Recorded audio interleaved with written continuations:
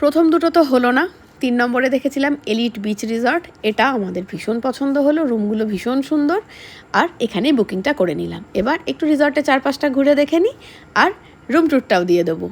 বাবি আমাদের গাইড হয়েছে, বাবি দেখাক। আমি এই সমুদ্রের ধারের রুমগুলো চাইছিলাম, মানে সমুদ্রের একদম ধারে না, একটু কাছাকাছি, তো সেটাই পেয়েছি। C1-এ আমাদের বুকিং হয়েছে, আর একদম বাগানের উল্টো দিকে। এটাও খুব ভালো ব্যাপার, যে মানে জানলা খুলে বেরোলেই বাগানটা দেখতে পাবো। চল আগে রুম ট্যুরটা দিই। তো রুমটা বেশ বড় সড়ো একটা রুম।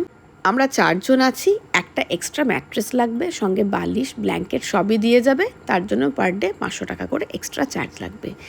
ব্যালকনির ভিউটা অসাধারণ, সেটা পরে দেখাচ্ছি।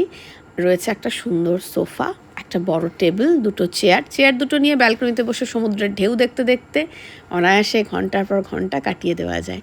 রয়েছে একটা কিং সাইজ বেড, একটা খুব সুন্দর ড্রেসিং টেবিল রয়েছে, আমাদের মেয়েদের যেটা ভীষণ দরকার। ড্রেসিং টেবিলটা ঠিকঠাক চাই না বলো।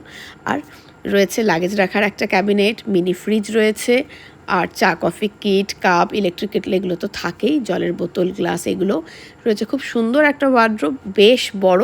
এবার যেটা মেন জিনিস সেটা দেখে নিই, বাথরুমটা পরিষ্কার পরিচ্ছন্ন হওয়া ভীষণ দরকার, তাই না? বাথরুমটা ভীষণ সুন্দর, একদম আধুনিক সুযোগ সুবিধাযুক্ত।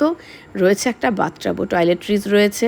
বাথটাবের দরকার হয়তো অতটা পড়বে না, এক তো সমুদ্রে এসেছি, তার মধ্যে সুইমিং পুলও রয়েছে রিসর্টে। ভীষণ পরিষ্কার পরিচ্ছন্ন বাথরুমটা, আর যেটা বললাম একদম আধুনিক সুযোগ সুবিধা সম্পন্ন। এবার চলো ব্যালকনির দিকটা যেটা দেখাবো বলেছিলাম সেটা দেখাই। ব্যালকনি থেকে ভিউটা কিন্তু সত্যি ভীষণ সুন্দর। সামনে সুন্দর একটা বাগান, আর এদিকে ঘুরলেই দেখতে পাবে সমুদ্র, ভরা জোয়ার। সমুদ্রের ঢেউ যে কোথায় আছড়ে পড়ছে দেখো শুধু একবার, ভীষণ ভালো লাগছিল আমার। শুধু ব্যালকনি থেকে দেখে মন ভরলো না, আমি একটু কাছে গিয়েও দেখে এলাম। আর এবার বুকিং ডিটেলস বলে দিই।